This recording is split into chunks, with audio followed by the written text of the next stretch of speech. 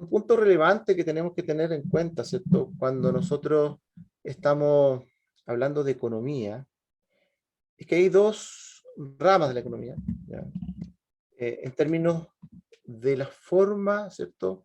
En cómo vamos construyendo lo que es la toma de decisiones y sus modelos, ¿ya?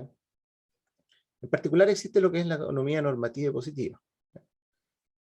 Ahora, no es la única diferenciación en economía, hay otras formas de diferenciar la economía, ¿cierto? Que después lo vamos a ver en microeconomía, macroeconomía, organización industrial y otros temas más. Pero en particular, este tópico es súper relevante porque es el lenguaje que muchas veces nos encontramos en la vida diaria, ¿cierto? En forma cotidiana, y que nos interesa sobremanera poder comprender si acaso lo que estamos conversando, cuando hay una persona, ¿cierto?, que está interesada, motivada, ¿cierto?, por plantear un tema.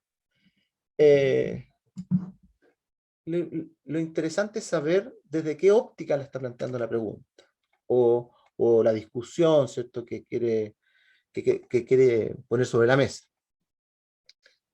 En particular, ¿cierto?, cuando estamos estudiando los hechos de la economía tal y como son, es decir, por ejemplo, el aumento en el precio del petróleo,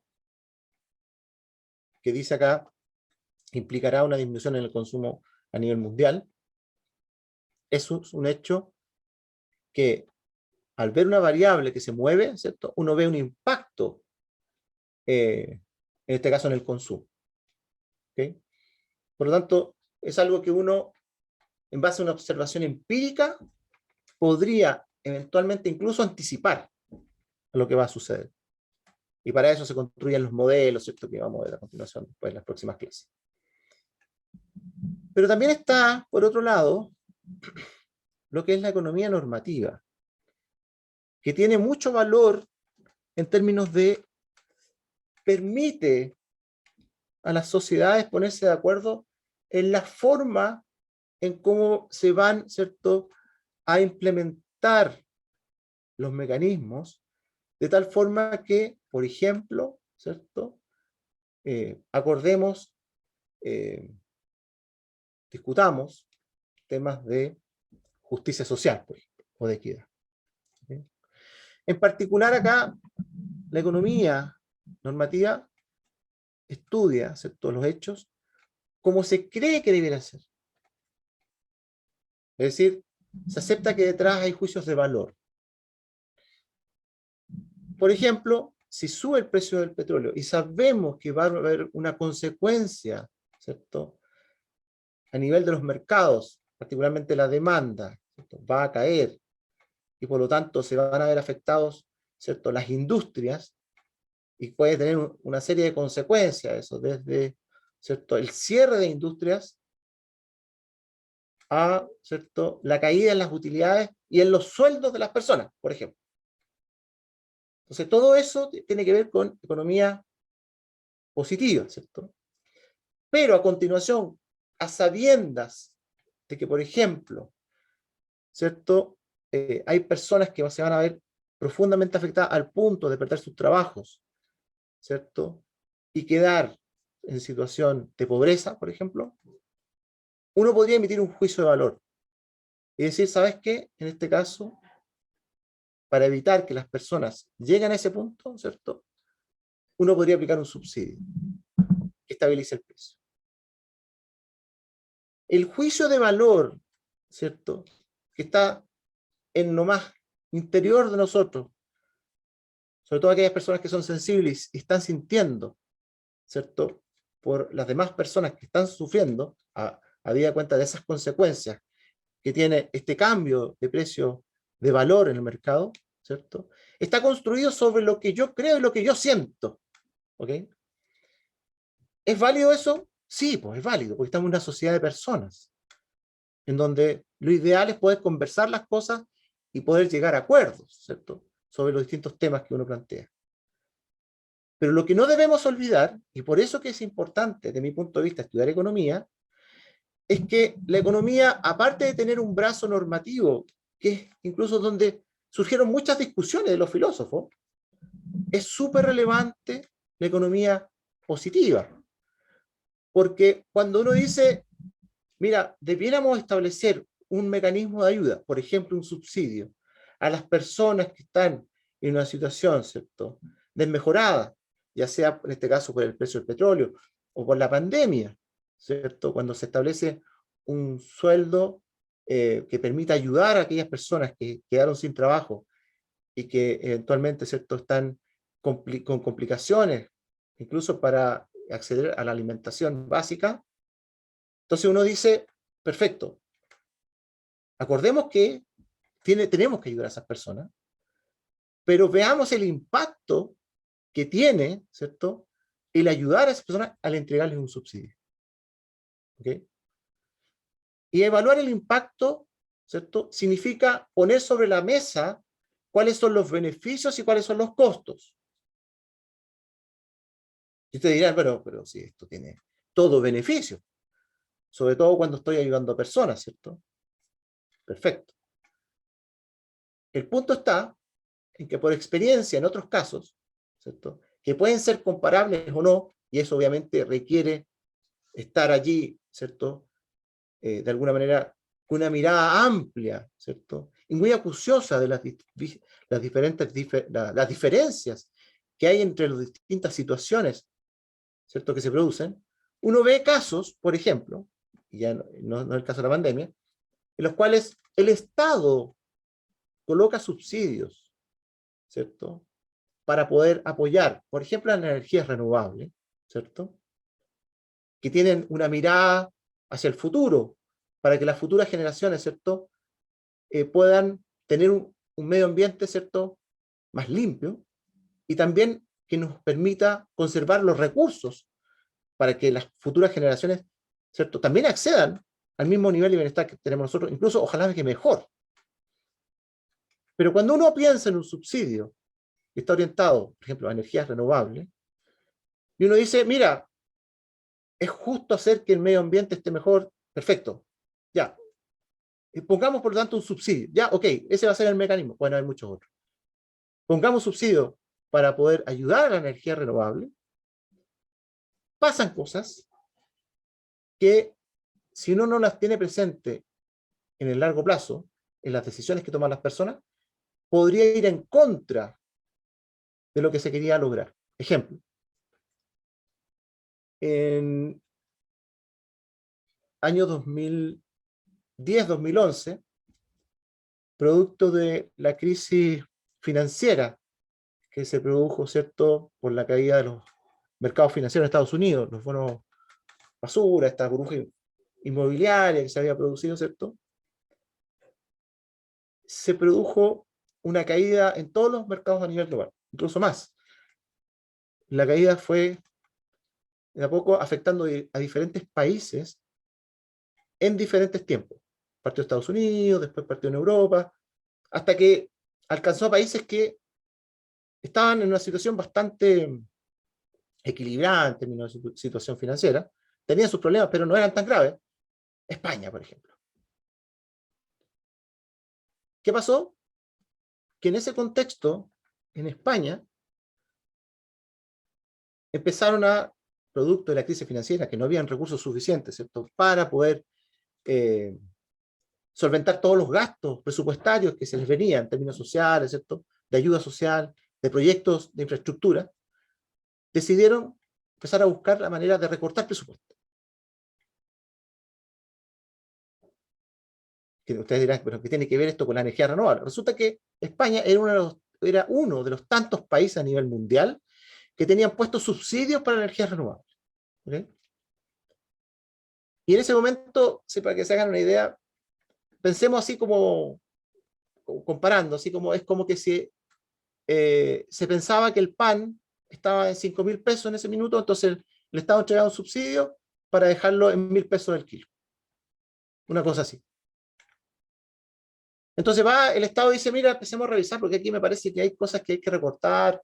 Entonces, las primeras cosas que descubrieron cuando revisaron los subsidios, oye, pero estos subsidios que estamos entregando a los parques solares, ¿cierto? Que son, en algunos casos eran de autoabastecimiento para vivienda, o en otros casos eran parques solares que estaban allí para vender a la red. ¿Ya? La primera cosa que se descubrieron es que habían parques solares que funcionaban en la noche y no tenían batería. ¿Ya? Entonces, y ahí empezó la duda, oye, pero ¿cómo funciona esto en la noche? Pues sí, ¿la tecnología está disponible para eso? No. Ya, entonces, y ahí sospecha el tiro de que algo pasa. Entonces, con el viejo refrán donde dicen justos pagan por pecadores, recorte al subsidio para todos. Todos salieron perdiendo. Pero obviamente el gobierno quería hacer algo. Lo que pasa es que quería encontrar la excusa para hacerlo. ¿Qué mejor excusa que encontrar estas cosas raras que estaban pasando? Entonces, en ese minuto, los agentes, y cuando hablamos, insisto, agentes cuando hablamos de economía, estamos hablando de personas naturales, personas jurídicas, los agentes del mercado que están involucrados con la energía renovable dijeron, el mundo se acaba para las renovables, desaparecen. Esto es terrible. De hecho, hay varias empresas que quebraron por eso, porque en buenas cuentas estaban recibiendo subsidios y ya no los dejaban de recibir. Ustedes dirán, pero estaban comprometidos. Pero el Estado no tenía plata, así que tenía que echar mano, ¿cierto?, a algo para poder priorizar sus necesidades sociales. ¿Y qué pasó? Que cuando quitaron los subsidios, efectivamente, empresas que quebraron, ¿cierto? Pero, a continuación, el mercado, extrañamente, empezó a ajustarse solito. Es decir, en el ejemplo del pan, si el pan estaba supuestamente a 5.000 y se entregaba un subsidio de 4.000, que iba directo al bolsillo, ¿cierto?, de quienes tenían la tecnología del pan, de quienes producían pan, cuando quitaron el subsidio de los 4.000, ¿cierto?, y el pan se esperaba que llegara a los 5.000, en algún minuto se produjo esta salida del mercado de varias empresas porque no podían sustentar un precio de 1.000, pero extrañamente el precio bajó 1.000 y se empezó a ver que efectivamente durante varios años los países, todos, porque todos estamos involucrados en eso, estábamos subsidiando precios que de alguna manera, ¿cierto?, eran, como alguien mencionó ahí, ficticios. No, no era ficticio, pero eran producto, ¿cierto?, de una intervención que había hecho él y los gobiernos sobre estas tecnologías que ya habían mejorado y habían bajado sus costos. Lo que pasa es que por un tema de asimetrías de información, esa información no la tenían los estados o quienes toman decisiones respecto a los subsidios. Entonces, cuando uno habla, y por eso es que menciono el ejemplo acá que es relevante, ¿cierto? Habla en términos normativos y uno dice, tenemos que ayudar al medio ambiente, súper bien, y pongámonos de acuerdo, hagamos una constitución nueva o lo que ustedes quieran para establecer quizás mejores prioridades respecto a lo que existe hoy día, ¿ya? Ya, es una discusión normativa. Y en base a la democracia nos ponemos de acuerdo y votamos si acaso eso es lo que queremos. Totalmente normativo. Pero cuando se proponen, ¿cierto?, estas nuevas modificaciones, ya sea a la Constitución o a las leyes, ¿cierto?, o a los sistemas de ayuda hacia la población, y cuando hablo de población, personas naturales, jurídicas, ¿cierto?, lo que hay que tener presente es que necesariamente requerimos saber cuál es el impacto, ¿cierto?, que tiene esto entre todos los agentes del mercado o de la sociedad. ¿Por qué? Porque el día de mañana, si colocamos un subsidio a alguna actividad, ¿cierto?, eventualmente esa actividad a lo mejor, ¿cierto?, por las tecnologías, el desarrollo de la innovación, bajo sus costos. Entonces lo que hay que tener presente es que tenemos que analizar, ¿cierto?, desde el punto de vista de la economía positiva, cuáles han sido esos impactos y cuáles podrían ser. Por lo mismo, la economía positiva siempre debe ir de la mano de la economía normativa. Entonces, cuando ustedes estén en una discusión en donde se hable, ¿cierto?, de lo que ustedes creen o de la que la otra persona con la cual están conversando, discutiendo, analizando, de lo que sería mejor para el mundo desde el punto de vista normativo, ¿cierto? Lo que yo creo, ¿cierto? Lo que yo pienso en base a mi ética, mis valores, lo relevante además es agregarle el segundo brazo. Saber cuáles son los impactos que tienen esas propuestas sobre, ¿cierto?, la operación de la economía como un todo y en forma particular en los distintos mercados donde uno quiera intervenir. ¿Se entiende la idea? ¿Queda alguna duda respecto a eso? Generalmente cuando... Perdón. Que estaba claro. Generalmente, no sé si se han dado cuenta, pero los políticos, cuando hablan, por lo general, no digo que todos, siempre están en el brazo normativo. Los juicios de valor, lo que, la humanidad necesita, lo que la comunidad necesita, ¿cierto? Es éticamente valorable esto, ¿cierto? Para que las personas puedan tener acceso a la educación, a la salud, y que me parece súper bien que se discuta. Si nadie dice que sea malo, al contrario. De hecho, la economía nace como economía política, recuerden eso, que lo conversamos. Y por eso después, ¿cierto? Crece el interés desde el Estado y es un concepto que después termina apropiándose los consumidores, los productores, las personas en general. Pero lo que no debemos olvidar es que cuando escuchamos a alguien hablar de economía normativa, sea un político, sea quien sea, oye, pero perfecto, pero hablemos también de los efectos y lo que podría pasar, ¿cierto? Si nosotros tomamos una decisión de aplicar subsidios, aplicar, ¿cierto?, ayuda a las personas, y veamos los costos y los beneficios. Y cuando tengamos esos dos brazos actuando de la mano, ¿cierto?, es cuando la economía se transforma en algo potente que nos va a permitir a todos estar mejor. Y por eso estamos acá, justamente porque muchas de las cosas que enseñamos acá, y casi todo, 90% es economía positiva.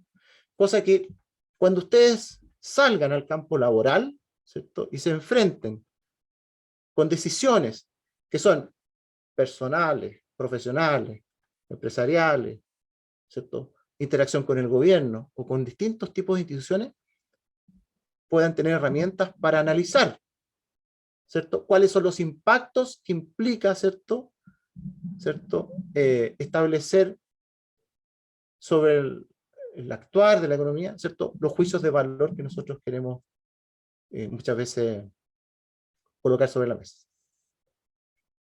¿Dudas, preguntas hasta acá?